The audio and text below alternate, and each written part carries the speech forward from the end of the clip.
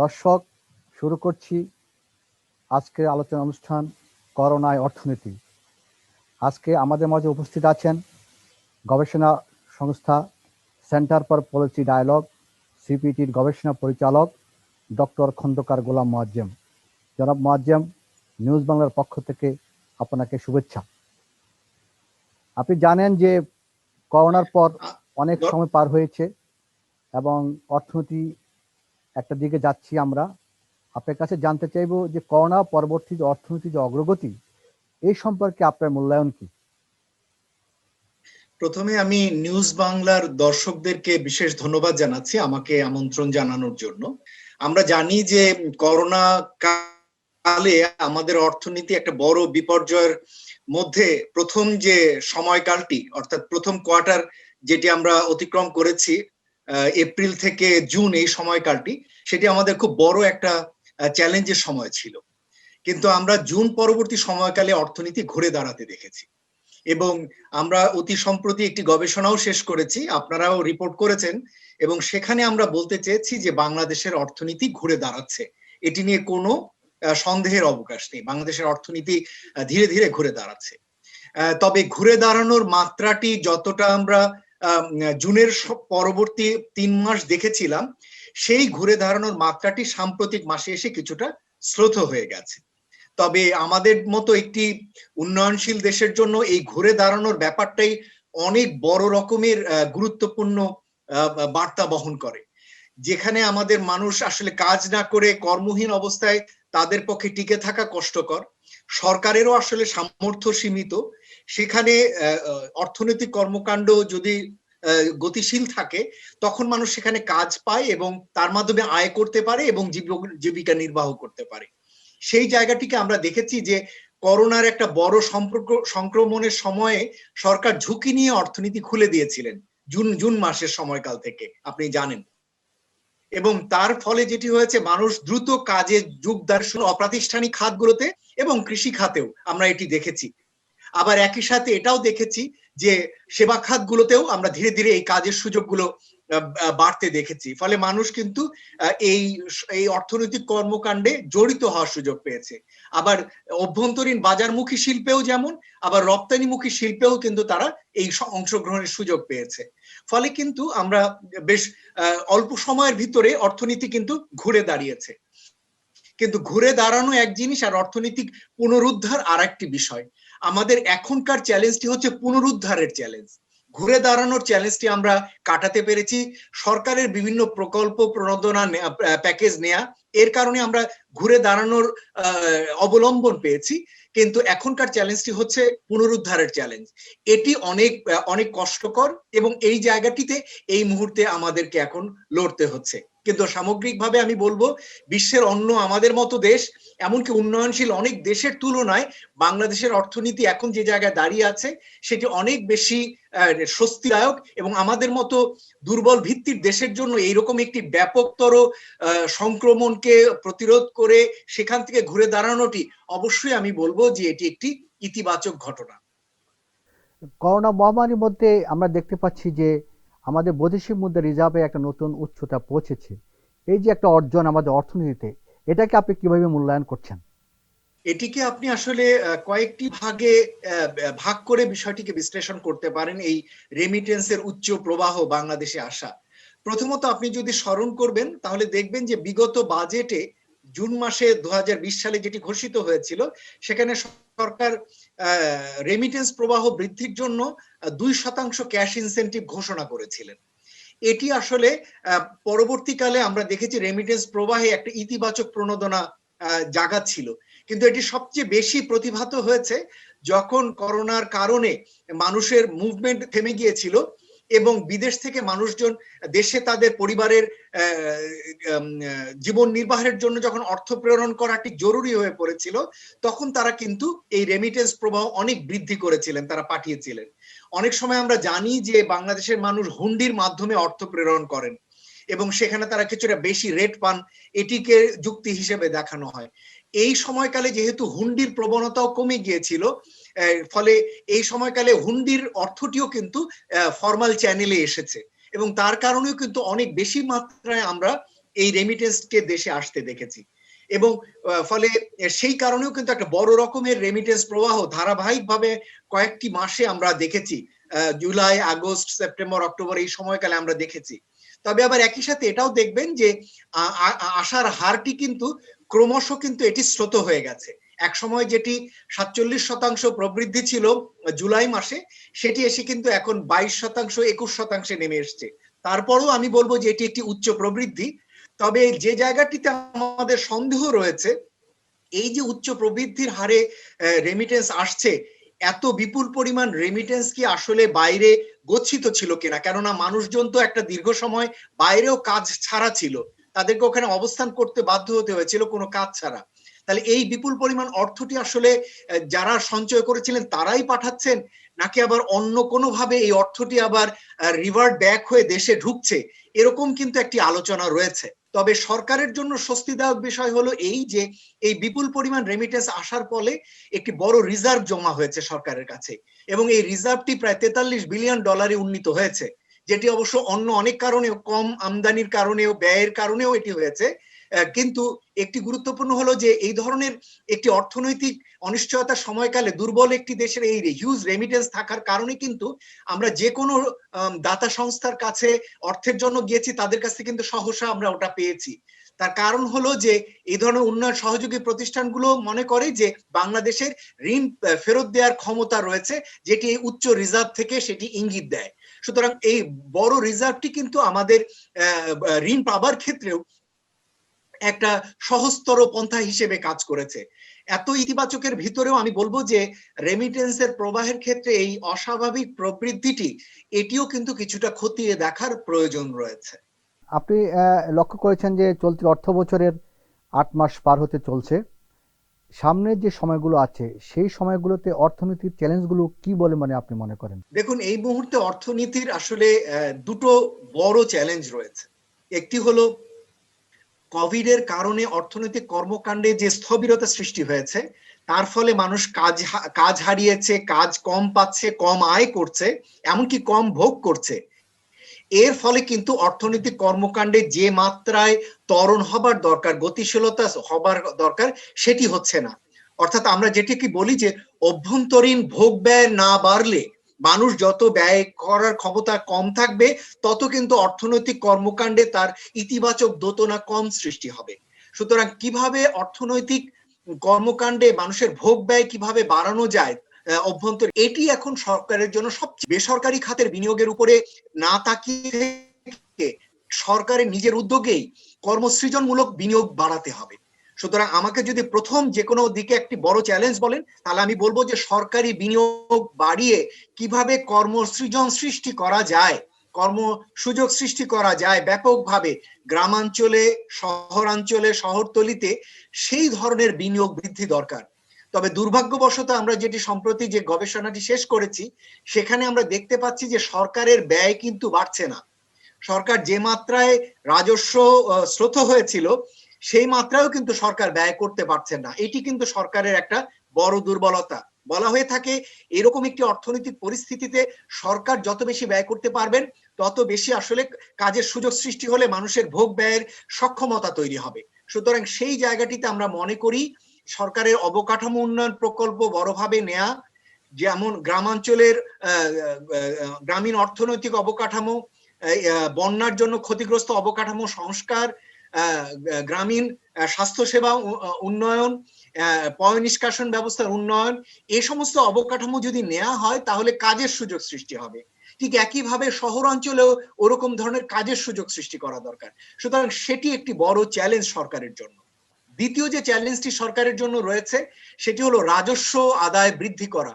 এই ধরনের পরিস্থিতিতে দেখুন, মানুষেরও আয় কমে যায়, কোম্পানিরও আয় কমে যায়, বিদেশ থেকে আমদানি রপ্তানি কমে যাওয়ার কারণেও কিন্তু সরকারের রাজস্ব আদায়ের সুযোগ সীমিত হয়ে যায়। সুতরাং এই যে কম রাজস্বের একটা চ্যালেঞ্জের মধ্যে এই মুহূর্তে অর্থনীতি রয়েছে, সেটিও কিন্তু সরকারের জন্য একটা বড় দুর্ভাবনা। সুতরাং সরকারকে এই মুহূর্তের এই কম রাজস্ব আয়ের পরিস্থিতির ভিতরে কিভাবে ম্যাক্সিমাম রাজস্ব আদায় ঠিক নিশ্চিত করা যায়, সেই সুযোগটি নেয়া।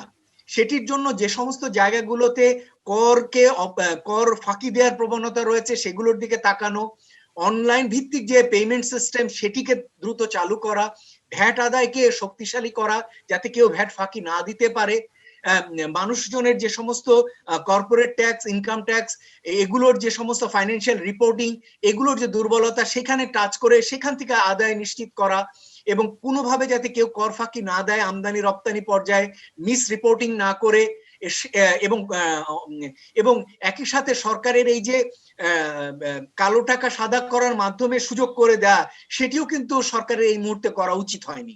বরঞ্চ এটি যদি না করে এখান থেকে কর আদায় বাড়ানো যেত, তাহলেও কিন্তু সরকারের রাজস্ব আদায় বাড়তে পারতো। সরকারের এই যে ব্যয় কমছে বা ব্যয় করতে পারছে না, এর কারণ কি? সম্পদের সীমাবদ্ধতা না সক্ষমতার অভাব? দেখুন, সরকারের আসলে এই মুহূর্তে সম্পদের সীমাবদ্ধতা নেই বলে আমাদের কাছে মনে হয়। তার কারণ হচ্ছে রাজস্ব আদায় কম হলেও সরকার কিন্তু ব্যাপকভাবে এবার ব্যাংক ব্যবস্থা থেকে যেমন ঋণ নিয়েছেন, সঞ্চয়পত্র বিক্রি করে কিন্তু 6 মাসের ভিতরেই তার 1 বছরের লক্ষ্যমাত্রা পার হয়ে গেছে। বিদেশ থেকে যে পরিমাণ আমাদের ঋণ নেবার কথা সেটিও কিন্তু যথেষ্ট আশাপ্রদ অবস্থায় রয়েছে, যদি অনুদান হয়তো সেভাবে বাড়েনি। ফলে সামগ্রিকভাবে আমাদের সরকারের হাতে কম অর্থ রয়েছে এটি বলবার সুযোগ নেই, বরঞ্চ সরকার ব্যয়ের ক্ষেত্রে যেটি হওয়া দরকার, প্রকল্প বাস্তবায়নের ক্ষেত্রে আমরা ধীর গতি দেখতে পাচ্ছি। এদিক থেকে প্রকল্প প্রাধিকার ঠিক করা এবং যে সমস্ত প্রকল্পগুলোতে কাজের সুযোগ সৃষ্টি হতে পারে সেগুলোকে প্রাধিকার দেওয়া এবং সেগুলো বাস্তবায়ন করার বিষয়টি কিন্তু গুরুত্বপূর্ণ হওয়া দরকার। এই জায়গাটিতে আমার মনে হয় যে পরিকল্পনা মন্ত্রণালয়ের উচিত হবে প্রকল্প পরিচালকদেরকে আরো বেশি কিভাবে প্রকল্পের গতি সঞ্চার করা যায়, ব্যয় বৃদ্ধি করা যায়। তবে এটা ঠিক যে কোভিড এর কারণে কিন্তু আমাদের প্রকল্প বাস্তবায়ন কিছুটা শ্লথ হয়ে গিয়েছিল, এটি বাস্তবতা।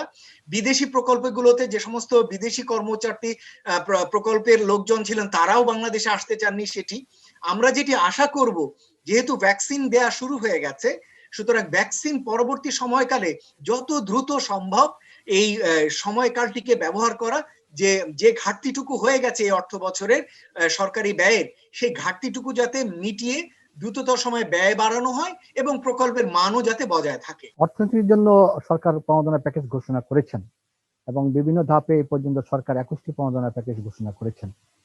আপনি কি মনে করছেন যে অর্থনীতির পুনরুদ্ধার গতি ত্বরান্বিত করার জন্য নতুন করে আরো প্রণোদনা দেওয়া দরকার? প্রথম কথা হলো, সরকারের এই যে কোভিড শুরু হবার অব্যবহিত পর প্রায় 1 সপ্তাহের ভিতরে প্রথম প্যাকেজ ঘোষণা করা, বিশেষ করে তৈরি পোশাক শিল্প এবং রপ্তানিমুখী শিল্পের জন্য, এটি খুবই একটি ইতিবাচক সিদ্ধান্ত ছিল এবং রাজনৈতিকভাবে এটি কিন্তু জনগণের ভিতরে এক ধরনের স্বস্তি দিয়েছিল। কেননা সে সময় যে ধরনের অনিশ্চয়তার ভিতরে সবাই পড়তে যাচ্ছিল, সেখানে সরকারের এই যে সকলকে প্রণোদনার মাধ্যমে কাজের সুযোগ করে দেওয়া, সহায়তা দেওয়া, ব্যবসা বাণিজ্য টিকে রাখা অথবা তার জীবন নির্বাহের জন্য অর্থ দেওয়ার যে ঘোষণাগুলো, এটি কিন্তু একটা বড় রকমের রাজনৈতিক একটা ইতিবাচক সিদ্ধান্ত ছিল। তবে যে মাত্রায় ঘোষণা হয়েছিল আমরা দেখতে পেয়েছি যে তার পূর্ণভাবে তার সবগুলো বাস্তবায়ন হয়নি। বড় প্রকল্প, বড় মাত্রায় যে সমস্ত প্রণোদনা প্যাকেজগুলো ছিল, যেমন রপ্তানিমুখী শিল্পের জন্য যে 10,500 কোটি টাকা, সেটি শতভাগ ব্যয় হয়েছে। আবার বড় শিল্পের জন্য যে 30,000 কোটি টাকা, সেটিও প্রায় 82% ব্যয় হয়েছে। কিন্তু ক্ষুদ্র শিল্পের জন্য যে 20,000 কোটি টাকা, সেটি মাত্র 52% ব্যয় হয়েছে। আবার কৃষকদের জন্য যে 9,000 কোটি টাকা, সেটিও আসলে 43% মতো ব্যয় হয়েছে। এই যে ক্ষুদ্র মাঝারি ছোটদের জন্য ব্যয় না হওয়া, এটি কিন্তু এই খাতের উদ্যোক্তাদের, কৃষকদেরকে কিন্তু একটা বড় দুর্ভাবনার মধ্যে রেখেছে। এবং কি আমাদের যেটি আশঙ্কা যে একটা বড় সংখ্যক উদ্যোক্তা এই সময়কালে ঝরে পড়েছেন। দেখুন, যে পরিমাণ টাকা দিয়েছে এটি কিন্তু যথেষ্ট না। 20,000 কোটি টাকা বা কৃষকদের জন্য যে প্রণোদনা, বিভিন্ন ধরনের রিফাইন্যান্সিং স্কিম গুলো যেগুলো দেওয়া হয়েছে, আমরা হিসেব করেছি এই রিফাইন্যান্সিং স্কিম থেকে যে সহায়তা দেওয়া হয়েছে সেটা সাকুল্যে সমস্ত কৃষক পরিবারের মাত্র 2.6% এই সুবিধা পাবে, অর্থাৎ 100 জনে মাত্র 2.5 জন এই সুবিধা পাবে। কিন্তু সেটিও পূর্ণাঙ্গভাবে আসলে বাস্তবায়ন হয়নি। সুতরাং অধিকাংশই আসলে এই সুবিধার বাইরে রয়ে গেছে, কিন্তু সেটিও বাস্তবায়ন করলেও মানুষের ভিতরে আশার সঞ্চার হতো। এরকম একটি প্রেক্ষাপটে আমরা মনে করি যে বাংলাদেশের অর্থনীতি এই ঘুরে দাঁড়ানোর কাজটি সরকার ভালো করলেও পুনরুদ্ধারের কাজটিতে কিন্তু এখনো বড় রকমের দুর্বলতা আছে। সেই জায়গাটিতে লক্ষ্য ভিত্তিক প্রণোদনা প্যাকেজ দেওয়ার দরকার রয়েছে। এসএমই খাতের জন্য, সেবা খাতের প্রতিষ্ঠানগুলোর জন্য, অপ্রাতিষ্ঠানিক খাতে যারা কাজ করেন তারা, গ্রামীণ কৃষক তারা, ক্ষুদ্র কুটির শিল্পের সাথে যারা জড়িত তারা, এদেরকে, এবং এদের দেওয়ার ক্ষেত্রে ব্যাংকিং ব্যবস্থার মাধ্যমে দেওয়ার প্রয়োজন নেই। ব্যাংকাররা তাদের নিজস্ব গণ্ডির বাইরে যেতে চান না, সুতরাং তাদের মাধ্যমে না দিয়ে এই ধরনের উদ্যোক্তারা সচরাচর যে ধরনের প্রতিষ্ঠান থেকে নিয়ে থাকেন ঋণ, যেমন ক্ষুদ্র ঋণদানকারী প্রতিষ্ঠান যাদেরকে আমরা এমএফআই বলি, তাদের কাছ থেকে, এনজিওর কাছ থেকে তারা ঋণ নেন। এমনকি স্থানীয় পর্যায়ে যদি অ্যাসোসিয়েশন গুলো বা সমিতিগুলো কাজ করে, তাদেরকে ব্যবহার করেও ব্যাংকিং চ্যানেলকে নিয়ে এদেরকে ঋণ দেওয়া যেতে পারে। সুতরাং সেই ধরনের ঋণকে আগামী দিনে প্রাধিকার দেওয়ার প্রয়োজন রয়েছে। আপনি বলতে চাচ্ছেন যে খাত ভিত্তিক প্রণোদনা সুবিধা দেওয়ার কথা আপনি বলছেন? আমি খাত ভিত্তিক এবং তার ভিতরে বিশেষ করে প্রতিটি খাতের ক্ষুদ্র মাঝারি খাতের এবং দেশীয় বাজার ভিত্তিক যে সমস্ত শিল্প, তাদেরকে এই সুবিধাগুলোর আওতায় নিয়ে আসার বেশি প্রয়োজন, এবং তাদের জন্য ঋণ সহায়তার পাশাপাশি সরকারের কিছু রাজস্ব সুবিধার কথাও সরকার আগামী বাজেটে বিবেচনা করতে পারে। যেমন কর অবকাশ সুবিধা, ভ্যাটের অব্যাহতি সুবিধা, এগুলো আরো কিছুকাল অব্যাহতি দেয়া হলে এই ধরনের উদ্যোক্তারা টিকে থাকতে পারবেন। আগামী অর্থ বছর বাজেটে কোন খাতকে সর্বোচ্চ অগ্রাধিকার দেওয়া উচিত বলে আপনি মনে করেন? আমাদের কাছে যেটি মনে হয়, যে সমস্ত খাতগুলোতে অর্থনীতির জন্য সংযোগ শিল্পর সম্পর্ক সবচেয়ে বেশি, ওই সমস্ত খাতগুলো বিশেষ গুরুত্ব পাওয়া দরকার। এক্ষেত্রে রপ্তানিমুখী খাত অবশ্যই তার গুরুত্ব রয়েছে। সেই খাতের ব্যাপারে সরকারের এমনি সচেতনতাও রয়েছে, সুতরাং তারা অবশ্যই সেই সুবিধাগুলো পাবেন। হয়তো তাদেরকে সরকার কর অবকাশ সুবিধা, অন্যান্য সুবিধা দিচ্ছেন, সেগুলো তারা পাচ্ছেনও। এর বাইরে দেশীয় বাজার ভিত্তিক শিল্প যেগুলোতে প্রচুর সংখ্যক শ্রমিক নিয়োজিত রয়েছেন, যেমন কৃষি ভিত্তিক শিল্প, যেমন গ্রামীণ অর্থনৈতিক কর্মকাণ্ড, এসএমই খাত যেগুলো রয়েছে, সেটি প্রচুর পরিমাণ ছোট ছোট দোকান, ব্যবসা প্রতিষ্ঠান, এদেরকে নিয়ে আসা, বিভিন্ন ধরনের সেবা প্রতিষ্ঠান, পরিবহন খাত, তারপরে আমি বলবো যে পর্যটনের মতো খাত, এই ধরনের খাতগুলোকে সরকার আগামী বাজেটে সুবিধার আওতায় নিতে পারেন। সবাইকে যে আসলে ঋণ সুবিধার দরকার রয়েছে তা না, কারো কারো জন্য আসলে রাজস্ব সুবিধা, রাজস্ব কাঠামোর সুবিধাও কাজে দিতে পারে। কেননা অনেক ক্ষুদ্র উদ্যোক্তা কিন্তু ঋণ নিতে চান না, কারণ তারা ভয় পান যে তাদের এখনই যে পরিমাণ দেনা রয়েছে, আর একটি ঋণ নিয়ে যে দেনা বা যে কিস্তি আসবে, অনেকে হয়তো সেটি মেটানোর মতো সক্ষমতা নেই। সুতরাং সেই জায়গা থেকে সরকারের রাজস্ব সহায়তা বা রাজস্ব প্রণোদনা কাঠামোকেও এই জায়গাগুলোতে ব্যবহার করার প্রয়োজন রয়েছে। আর আরেকটি যেটি বলবো, যে সরকারি খাতের বিনিয়োগ বাড়ানো, শুধুমাত্র বেসরকারি খাত তো অবশ্যই, একই সাথে সরকারি খাতের মাধ্যমে যে কর্মসৃজন করা যায় সেইগুলোকে, অর্থাৎ প্রত্যেক মন্ত্রণালয়কে আগাম বলে দেওয়া যে আগামী বাজেটে তারা কর্মসৃজনমূলক প্রকল্পকে প্রাধিকার দিয়ে তারা যাতে তাদের প্রকল্প চয়ন করেন এবং সেগুলো যেন আগামী বাজেটে বাস্তবায়ন হয়। জিডিপি কত হতে পারে বলে আপনি মনে করেন, চলতি অর্থ বছরের জিডিপি যেটা আমরা চলছে আর কি? সরকারের দিক থেকে আমরা জানি যে সরকার একটি প্রাক্কলন দিয়েছেন 8.24%, যেটা বিগত অর্থ বছরের 5.2% উপরে ভিত্তি করে তারা এই প্রাক্কলনটি করেছেন। আমাদের পক্ষে কোনো তথ্যপত্র এখনো নেই যেটি দিয়ে আমরা আসলে পূর্ণাঙ্গভাবে বিশ্লেষণ করতে পারবো যে কোন মাত্রায় জাতীয় আয়ের প্রবৃদ্ধি হবে। তবে একটা জিনিস মনে রাখা দরকার, যে 2020 অর্থ বছরে যে 5.2% প্রবৃদ্ধি অর্জিত হয়েছিল, সেখানে কিন্তু প্রথম 3টি কোয়ার্টার, অর্থাৎ জুলাই থেকে মার্চ পর্যন্ত সময়কালটি কিন্তু মোটামুটি স্বাভাবিক এক ধরনের অর্থনৈতিক পরিস্থিতি ছিল, এবং এপ্রিল থেকে জুন এই সময়কালটি আমরা নেতিবাচক, নেগেটিভ দিকে, ঋণাত্মক প্রবৃদ্ধির দিকে চলে গিয়েছিলাম, এবং তার ফলে আমাদের 5.2% প্রবৃদ্ধিতে নেমে এসছে। কিন্তু সেই জায়গা থেকে আমরা যদি এই অর্থ বছরটি দেখি, জুলাই থেকে যদি আপনি অবলোকন করেন, আমরা ঘুরে দাঁড়িয়েছি সত্য, কিন্তু এখনো কিন্তু অর্থনীতির কোনো খাতই তার পূর্বের অবস্থায় পৌঁছতে পারেনি।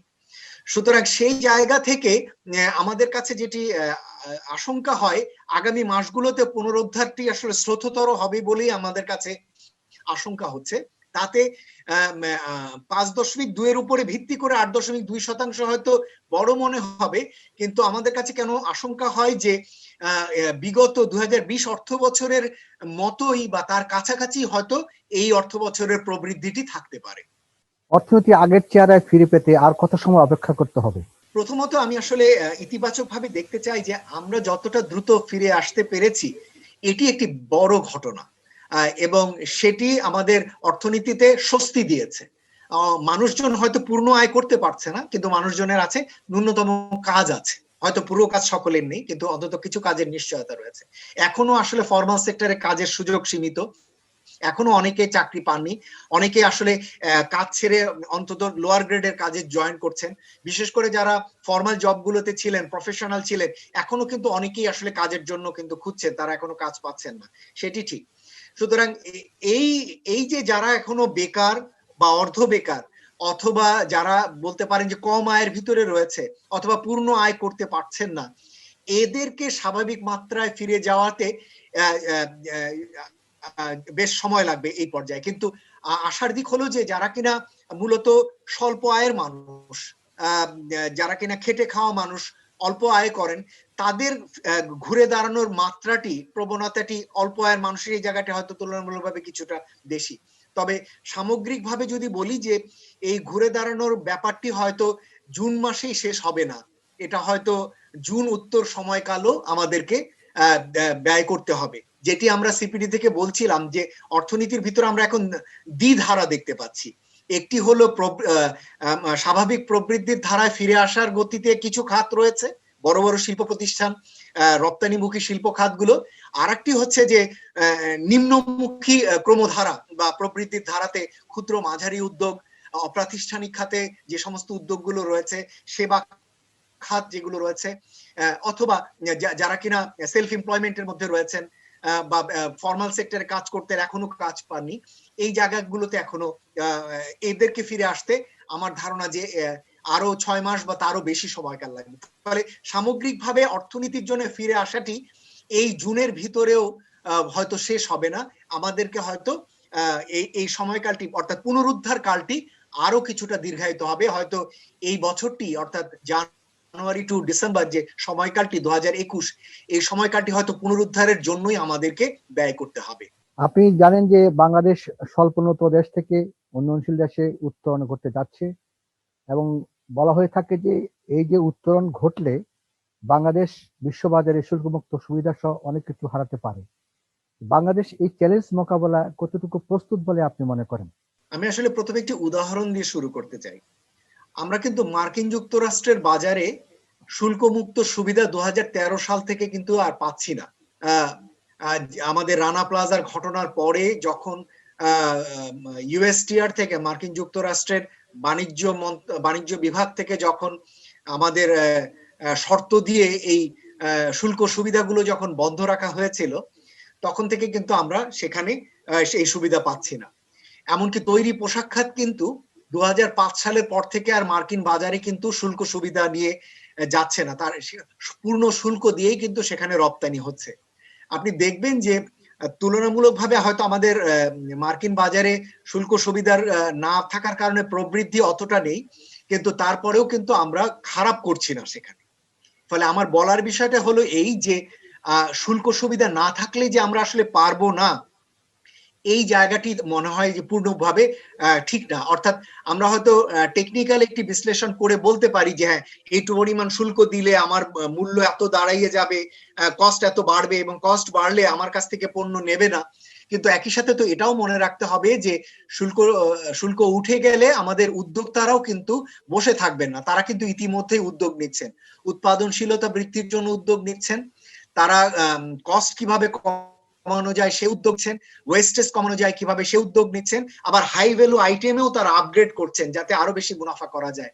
সুতরাং শুল্ক না থাকাটি অবশ্যই আমাদের জন্য একটি চাপের, চ্যালেঞ্জের, কিন্তু এটি হলে যে আমরা আমাদের প্রতিযোগিতা সক্ষমতা পূর্ণভাবে হারিয়ে ফেলবো আমাদের কাছে কেন জানি মনে হয় তা না। কেননা আমরা ইতিমধ্যে এ ধরনের চ্যালেঞ্জ মোকাবেলা করে এসেছি। আমরা জানেন যে 2005 সালে যখন WTO অধীনে MFA যখন উঠে গিয়েছিল, মাল্টিফাইবার এগ্রিমেন্টের শুল্ক সুবিধা যখন উঠে গিয়েছিল, তখনও কিন্তু এই একই ধরনের আশঙ্কা ছিল, কিন্তু উদ্যোক্তারা বের হয়ে এসেছিলেন। সুতরাং সেই জায়গাটিতে আমাদের চ্যালেঞ্জ রয়েছে।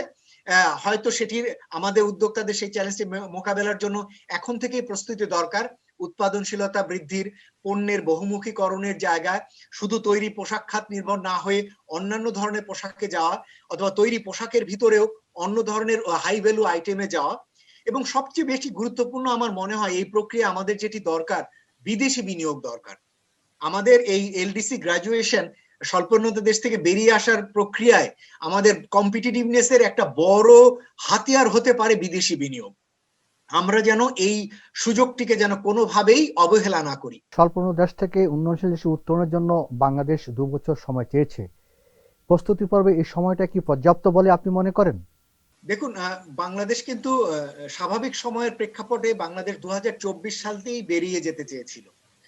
যেহেতু কোভিডের সংক্রমণ এবং অর্থনীতির যে দুর্বলতা প্রকাশ পেয়েছে, সেই আলোকেই কিন্তু সরকার 2 বছর চেয়েছে। এটি এক ধরনের রাজনৈতিক সিদ্ধান্ত, কেননা বিভিন্ন রকমেরই প্রস্তাবনা ছিল ক বছরের জন্য আসলে এই সুবিধাটি সরকার চাবেন। আমরা প্রথমত আমরা নীতিগতভাবে মনে করি যে সরকারের এই সময় চাওয়াটি যৌক্তিক, এটি ঠিক আছে এবং এটির প্রয়োজন রয়েছে।